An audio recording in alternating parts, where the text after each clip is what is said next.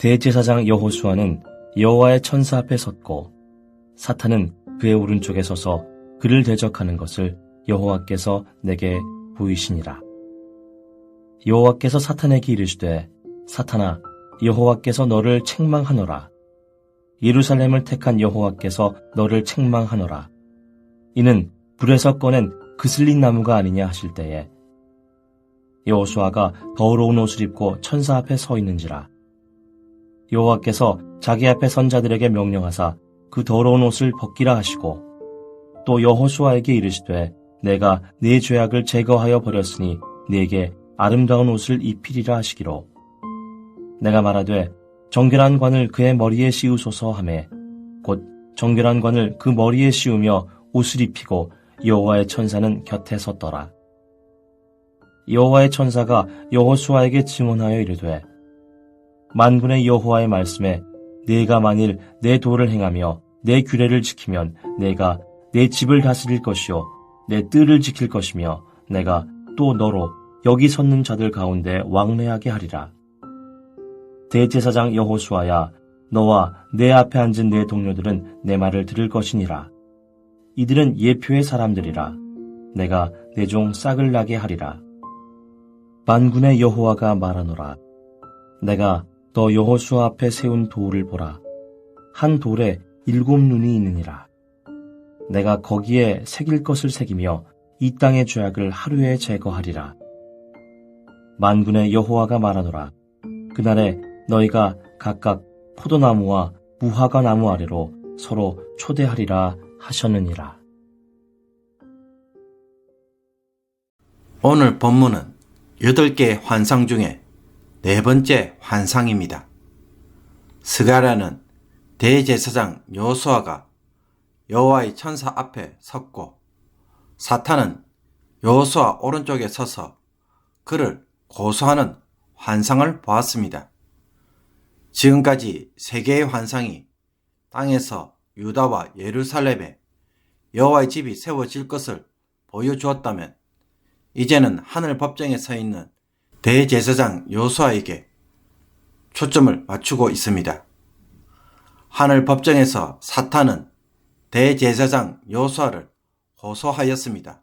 여호수아는 불에서 꺼낸 거슬린 나무같이 더러운 옷을 입고 있었습니다. 이것은 죄로 더러워진 유다 백성들의 모습을 보여주는 것으로서 부정한 땅에서 돌아온 이들은 하나님 앞에 서기에 부정하며 합당하지 않다고 고소하고 있는 것입니다.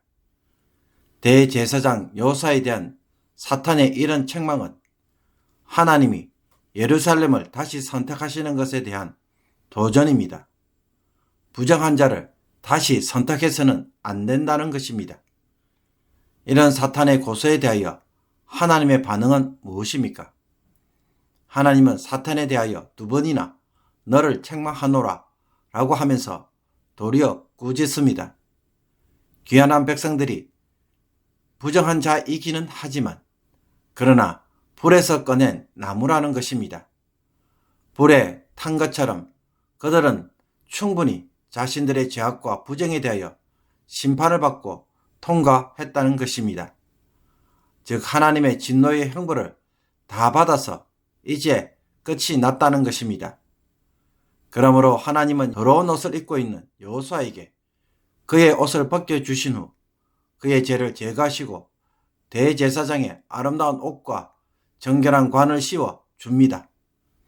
이런 여호수아에게 하나님은 천사를 통해 여호수아가 하나님의 도와 규례를 지키면 대제사장의 직분을 계속 감당할 수 있을 것이라고 말씀합니다. 약속이자 경고의 말씀입니다. 하나님은 사탄의 참소에도 불구하고 변함없는 사랑으로 유다 백성들을 다시 품으셨으며 또 더러운 옷을 벗기시고 깨끗한 제사장의 옷과 관을 입힘으로 장차 하나님이 원하시는 백성으로 다시 만드실 것을 보여줍니다.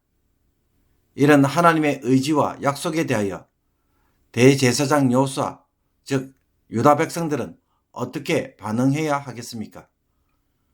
하나님에 대하여 더 이상 불평하지 않고 규례와 법에 순종함으로 하나님의 거룩한 백성이 되어야 할 것입니다. 성전도 짓지만 천상의 회의에서 본 것처럼 유다 백성들은 하나님을 거룩하게 섬기는 대제사장이 되는 것에서도 소망을 품고 살아가야 합니다. 그런 후에 하나님은 훗날에 하나님께서 이루실 일들에 대하여 약속의 말씀을 주십니다. 첫째로 하나님은 그들에게 싹으로 불리는 하나님의 종을 보내겠다고 말씀합니다. 이것은 훗날 정의와 공의를 행할 다윗 가문의 왕을 가리키는 말입니다. 둘째로 하나님은 여호수아 앞에 세운 7개의 눈을 가진 돌을 보라고 합니다. 7개의 눈은 장차 지어질 성전에서 온 땅을 두루 살피시는 하나님의 눈을 떠올리게 합니다. 그때 하나님은 이 땅의 죄악이 하루에 제거되며 그날에 사람들은 포도나무와 무화과 나무 아래에서 평화롭게 지내면서 서로를 초대하고 진정한 평화와 사랑을 나누게 될 것이라고 말씀합니다. 이것은 우리의 영원한 대제사장이 되시는 예수 그리스도를 바라보는 예언입니다. 예수 그리스도를 통해 하나님은 우리의 죄악을 하루 만에 모두 제거하시고 하나님의 공의가 다스려지는 세상을 만들어 가실 것을 미리 보여주고 계십니다. 여호수아를 통해 성취될 성전 재건과 유다의 회복은 이런 궁극적인 회복을 바라보는 시작점이자 예표인 것입니다. 사탄은 유다의 죄악을 빌미로 삼아 심판을 받는 유다에게는 회복의 희망도 그 자격이 없다고 주장합니다. 부정한 자에게 긍휼을 베풀거나 회복을 베푸는 것은 공의롭지 못하다라는 것입니다. 그러나 하나님은 다시 예루살렘을 선택하시고 하나님의 도시로 삼으시며 여호수아에게 거룩한 옷과 관을 씌움으로 자격을 갖춘 영광스러운 대제사장으로 만드셨습니다. 이런 하나님의 은혜와 사랑에 사탄은 아무 말도 하지 못하고 조용히 사라집니다. 그러므로 우리가 하나님 앞에서 거룩한 자가 된다는 것은 내 힘으로 이루어지는 일이 아니라 전적으로 하나님의 은혜로만 가능한 일임을 보여줍니다. 부정한 자가 어떻게 정결할 수 있겠습니까? 성도가 되고 그분의 거룩한 백성이 되는 것은 전적으로 하나님의 은혜로만 가능하기에 우리의 신앙생활은 매일 하나님의 은혜에 의지해서 살며 그분의 도우심을 바라보는 것에 있습니다. 단 한순간도 그 어떤 일도 내 자신의 힘으로 되지 않게 전적으로 의지하는 삶이 대제사장 여호수아처럼 거룩한 자로 세우는 것입니다. 성화는 내 힘으로 거룩하게 사는 것이 아닙니다. 하나님의 은혜를 입음으로 이루어지는 사건이기에 그분을 얼마나 의지하는가에 달려 있습니다. 하나님은 먼저 아름다운 옷과 관을 입히신 후에 여호수아에게 요구합니다. 내 도와 규례를 지키라. 하나님의 말씀에 대한 순종은 성화의 조건이 아니라 성화의 결과로서 은혜를 굳게 세우고 잃어버리지 않는 행위입니다. 그렇다면 나는 거룩하게 산다는 것을 제대로 이해하고 있습니까? 그리고 하나님은 스가랴에게 천상에서 일어난 일을 환상으로 보여주므로 성전 건축을 지도하는 대제사장 여호수아의 권위를 인정해 주시고 높여주고 계십니다. 그래서 어느 누구도 함부로 대적하지 못하게 하셔서 성전 건축을 반드시 완성할 수 있도록 해주고 있습니다. 사람들 가운데는 여호수아가 부정한 이방인의 땅에서 돌아온 대제사장이기에 자격이 없다고 생각하고 그 말을 무시하며 성전 건축에 참여하지 않았을 가능성이 높습니다. 아는 것에 대한 자신들의 변명일 것입니다. 여기에 대하여 하나님은 스가랴의 환상을 통해 하나님이 여호수아를 통해 일하고 계심을 지지해주고 계시는 것입니다. 우리가 주의 일을 할 때 혹은 봉사를 할 때 사람들은 자기 생각으로 함부로 판단할 때가 있습니다. 그때 그런 판단과 말을 들을 때 여러분의 반응은 무엇입니까? 그들의 말은 진리로 받아들이면서도 정작 하나님이 스가랴 선지자를 통해 주시는 말씀처럼 나를 통해 주신 말씀과 사역은 함부로 무시하는 일은 없습니까? 하나님이 교회를 섬기도록 주신 마음과 사역에 대하여 사람들의 말만 듣고 쉽게 포기하거나 또 그 사람의 말에 따라간다면 그 사람은 사람이 종일 것입니다. 주의 종이 아닌 것입니다. 교회에서 봉사할 때 나는 누구의 종입니까? 겉으로 하나님은 대제사장 여호수아만을 바라보고 말씀하시는 것이 아니라 이런 시작이 장차 어떤 결말을 가져올지 미리 알려주고 계십니다.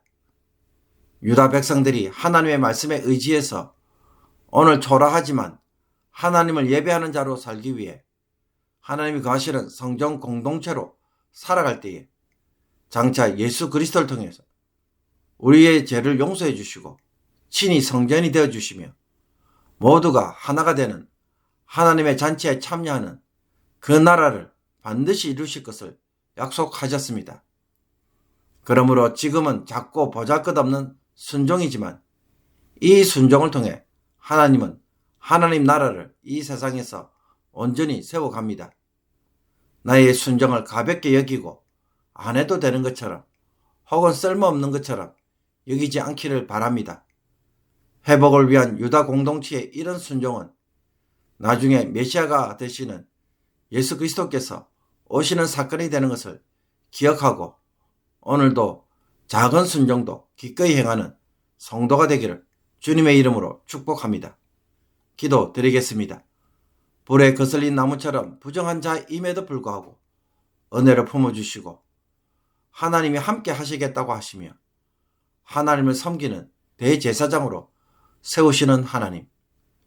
에덴 동산에서 범죄함으로 제사장의 직분을 상실했지만 예수 그리스도를 통해 열방의 제사장이 되게 하시고 땅에서 왕노릇 하시도록 하시는 이 하나님의 은혜에 다시는 불순종하지 않게 하옵소서.